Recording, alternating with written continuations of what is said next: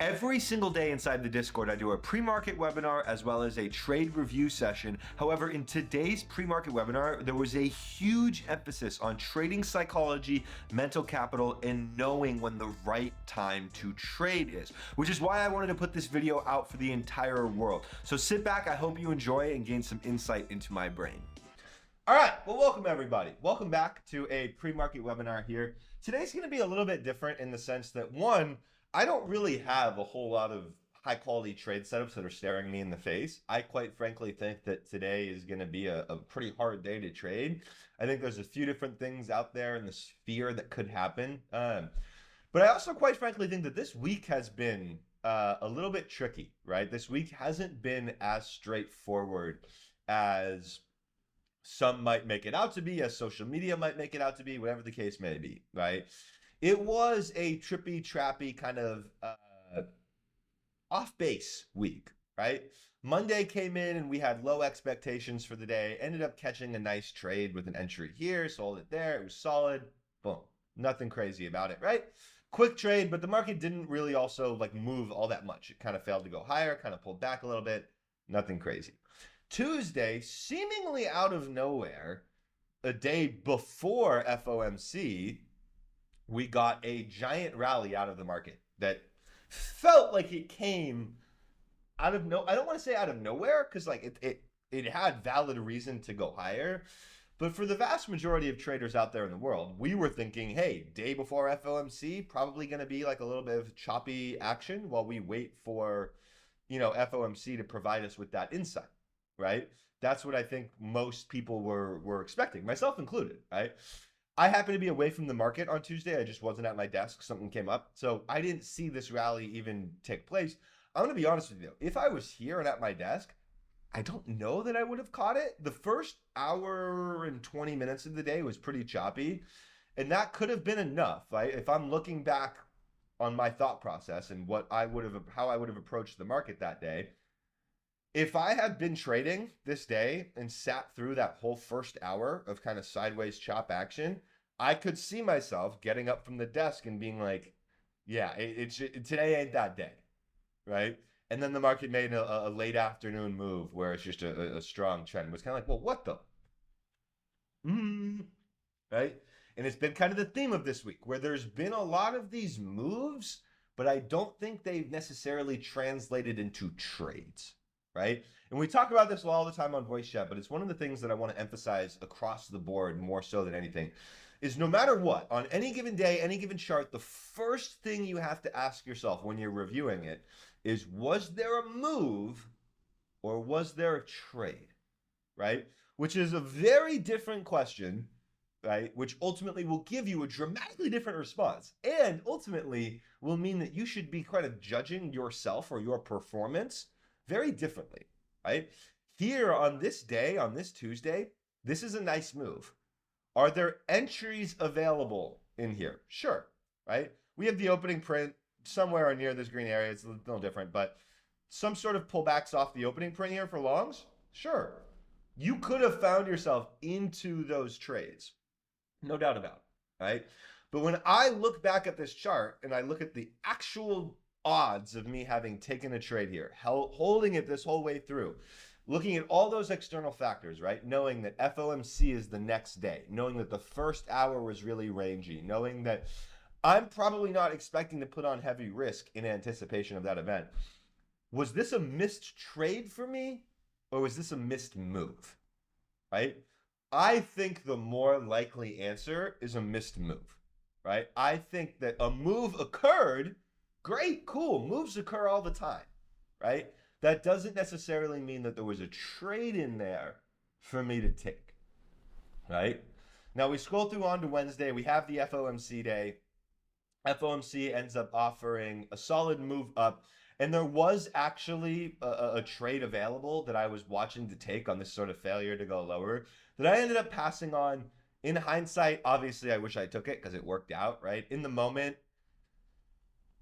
I don't love trading FOMC. I don't mind trading after, but I don't love trading like that day with 0 day expiration contracts. I think I've just been burned more times than I've won, right? So I don't have too much FOMO from missing it. But this was the start of like a relatively large move, right? The market moved up, you know, a solid 70 points overnight, right? And so coming into Thursday, I think myself and a lot of traders out there were looking for some continuation, right? We were looking for the market to get stronger follow through and continuation on this overnight move, right? And that was probably the right thought process, right? And depending on the name you traded, you might have actually done pretty well looking for that continuation, right? However, depending on the name you traded, you might not have, right? And that applies to futures traders or individual options traders, right? If you're a futures trader and you tried to catch follow through on the ES, you probably ate a bunch of stops along the way, dealt with a whole lot of chop, and didn't really capture any move that you thought you wanted to, right? The same thing is if you were like me and focused on a name like Meta, for example. They got a gap up, but got no follow through. Or Netflix, where I opened up 100% on my swing trade contract, and I took some trims there, but I wanted more. I wanted more, and then I let it fade further back than I should, right? And why? Because I wanted that follow through, right? So there's a variety of names where if you chose the wrong name, right, you kind of got stuck with this ES-like chart where you had an opportunity to make a little bit of more money, but it was probably nowhere near what you thought, right? That in and of itself can fuck with your head quite a bit, right? But here's the part of the equation where people don't talk about very much, right? And this is the part that's kind of leading me to I probably need a day off today. And realistically, yesterday probably should have been a day off for me. And it's not because I don't think the charts are looking great today, and we'll talk about that in just a second. But there's this flip side of yesterday, right? Where it's the dark mental hole that's not often talked about, right? Which is that, hey, I took a trade on Netflix, right? And that actually, again, first 10 minutes of yesterday, I was up 100%. It was pretty nice, right? But the other name that I was considering taking a swing trade on, right? I entered a swing trade somewhere in this area, right about here, right? Then even on pullbacks to here, I added more, right? Netflix was an amazing looking chart. If I could go back in time, I don't think I would change what I did. I think Netflix was still a high quality trade. I would probably look to put some risk on in there, right? The chart looked very good. But I was also considering another name, right? I also really wanted to buy some calls in Goldman Sachs. The $400 calls were like 35 cents. Not for whatever reason, I just didn't. I think for me, I had tried to trade CrowdStrike and Snow the past couple of weeks. So I was like, you know what? Let me stick with a more blue chip name that's not that GS is less blue chip than Netflix, but it's just typically higher volume, traded more. It's more, you know, let me just skip this. All right. Yeah, that was a mistake. These contracts ran like 1,400%, right? And I probably would have had one of the larger trades of my life without using a big position size, right? So now in the span of a day, right, or the span of a day and a half, right, or really 3 days if you account for the whole week, right, you've had to deal with a lot of hiccups, right? On Tuesday, the market stresses you out for an entire hour, right? Most people probably leave the desk after that stressful first hour and then miss a seemingly out of nowhere pre-FOMC large rally, right? Then on Wednesday, you have FOMC take place, right? And no matter whether you made money, lost money, I don't really care. If you watched the FOMC action, you got stressed out. You got tired. You used a lot of your mental capital. You exerted it in that moment on watching FOMC. Because guess what? That shit was violent. And I don't care if you traded it or not. The process of watching it go up and down and violent moves stresses you out and starts to exert some of that mental capital. Right? So you look at Tuesday. Okay, Tuesday, move comes out of nowhere. I'm stressed. Boom. Wednesday, dealing with FOMC stress. Man, all right, that's something, right? Thursday, right? Come in maybe looking for that follow through, looking for that extension, looking for this move to actually get more follow through than the past trades, past moves have over the past few days. And instead, we get stuck with a day full of very choppy, very rangy action, right? Again, another day of exerting a high level of mental capital. Basically, right, you go through a whole lot of thought processes for a whole lot of nothing, right? It doesn't actually end up yielding any big results, right? And in addition to that, this isn't a guaranteed part of the week, but it's like an optional part. You probably were looking at a trade that you were considering yesterday and you didn't take it, and it's probably the one that made that really big move, right? So on top of having to deal with the stress of Tuesday, a move coming out of nowhere, Wednesday, FOMC high pressure, Thursday, a choppy day in the overall market, and the optional add-on that you might have skipped a really, really, really good-looking trade, right? And it worked out really well. All of the sudden, all of the energy and mental capital that you have ready to exert willingly on trading, right, has now all of a sudden started to disappear, right? And coming into the day, there's many of you out there, and I am guilty of this myself, who have this feeling of, bro, just fuck it. Whatever. I just, all I want is if there's a trade where I can make like the huge 500%, like a home run, I just got to find it, man, because I'm just so sick of this shit. Is usually where your head starts to go after a week like this, right? Are there some potential opportunities today that could offer a big move, like if everything goes right? Sure, right? I think the market has some untested overnight lows down here. And maybe there's a small chance that we just outright reverse this FOMC move and we just fade aggressively all the way down. ES has no levels in the area.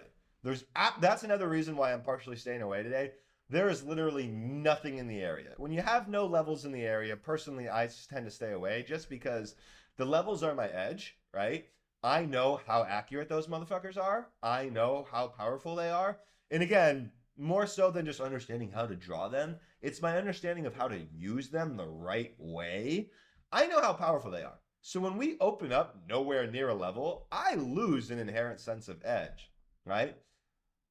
So first part of today is we're not opening up in an ideal chart setup that's given me a whole lot of reason to F around, right? There is the outlier potential of, hey, maybe the market could drift down and go attack, these distant overnight lows that still haven't been traded. We still have a level down here that could be traded, man, who knows? That would be like 100 points in the ES. That's probably pretty freaking unlikely, right? Then you look at the flip side of it and you're like, all right, well, like, hey, Jake, in reality, we've just been like stuck in this sort of range these past few days, going sideways after a big move up. Couldn't we just be bull flagging and go hit the top end of that range? Sure, I would consider that an equally likely scenario, right? That to me, again, isn't necessarily a chart that looks good enough to actually think that's going to happen. Two, it's also like I don't necessarily think worth trying to catch a headache or stress over, right? After being conscious and aware of the last 3 days, 4 days, and all of the mental capital it's exerted, on a day like today, I'm really coming into it with that mindset of, unless it's picture perfect, I probably don't want it, right? And nothing that we're seeing is like in the realm of picture perfect, right? It's all kind of opening in the middle of nowhere, right? So I ask myself the question and I start to weigh the pros and cons, right? I say, okay, what's the better way of me spending my time today, right? If I spend 2 hours at the desk hunting and searching and trying to find an entry on some sort of move on a trade where I'm kind of feeling 50-50 about whether we go up or down in general, is that worth my time? Probably not, right? And really, the more dangerous part of that equation is you start to weigh the last 3 days, last 4 days, and how much mental capital they've exerted. You start to ask yourself, is there a high likelihood that I do something, pardon my French here, fucking stupid? And the answer is, as the week goes on, that odds of you doing something, again, this is a very scientific term, fucking stupid, goes significantly higher. The more time you watch screens, the more time you spend there, it goes higher, right? So does that mean that today I'm going to just walk away and not trade and not do all that? No, not necessarily. I'll be here. I'm going to give myself the first 20, 30 minutes, first hour, whatever the case may be. I'll be here. I'm going to watch. I'm going to see, is there an opportunity? Is there some sort of insider clue that we can get from the market to make that 50-50 direction a little bit more odds in our favor? If there is, and if it becomes a perfect scenario for me, I'm open-minded to it, and I'll trade it, right? However, let's say that 30-minute mark comes along in the day, and I'm still not seeing what I want to see. Like, is there any reason for me to start to push the issue, stay there, do all this? No. And here's the reality. The longer you stay at the desk, the more likely you are to talk yourself into something, right? So all the time, one of the most popular questions that I get asked is how to deal with overtrading, how to stop overtrading. You want to know the simplest answer? Leave your desk. Don't have stuff installed on your phone. Like, that's it. That's the simplest way that I can give about you, because the reality is, if you are at your desk, you're more likely to just sit there and wait and try and find a trade opportunity and just over and over and over and over and over and over and over again, right? And it usually doesn't work out very well for you, right? So for me personally, on the day, I will be here. I'm active. There's literally no levels in the area, so I don't know what the F to do. I think I'm more likely going to wait and see if there's some sort of very clear failure that presents itself to me early in the morning, some sort of very strong downtrend under the opening print, something like that could maybe present an opportunity. But I'm going to have a very quick fuck off limit today. And again, apologies for the French, but these are scientific terms that I don't make the rules. It's science terms. If I notice early on in the day, either A, signs of chop, I'm out, or B, any signs of emotional feeling that I'm not, like if I start to want to press that button on a C plus setup, rather than taking another drink and trying to like force that issue, I'm just going to leave the bar. I'm getting out of there. I'm leaving. And I promise you that will save you a lot more in the long run than sitting there and trying to force the issue. If there's anything that you walk away from this pre-market webinar with a better understanding of, I want it to be this word mental capital, right?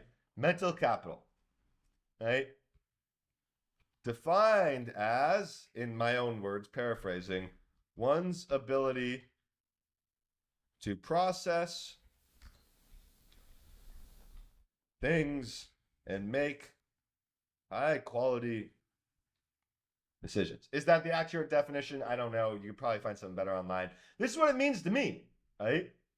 Your mental capital is the ability that you have to sit, watch, and make good decisions. And as you act as a trader, as you sit more and more and more and more and more and watch the screens more and more and more and more and more, you lose your ability to make those good decisions, right?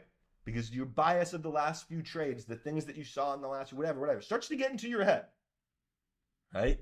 So if you feel like you are not that 100% place today, probably just step away, right? If you put a gun to my head and you said, Jake, what do you think the ES does today? I honestly don't know. And I might tell you to pull the motherfucking trigger so I don't have to choose, right? I think I'm going to be watching this for either a failure to go lower that then can get back above the opening print, something like fails underneath here, gets all the way back over the opening print, and then can offer some sort of trend. Maybe that, or a Hail Mary long shot odds that the market has a crash-like day today and we get a really aggressive pullback, essentially erasing yesterday's move, right? I don't necessarily think that's going to happen, but if you ask me for a Hail Mary, that might be where my head kind of goes, right? I'll be here for the first 30 minutes or so of the day. Other than that, very, very fuck off quick trigger limit, right? So I love you all very, very much. I hope this helped provide some insight into, a trader's mind. I probably just ranted for 20 minutes, but my rants usually have some value. So I love you all very, very much, and I hope you have an amazing rest of the day.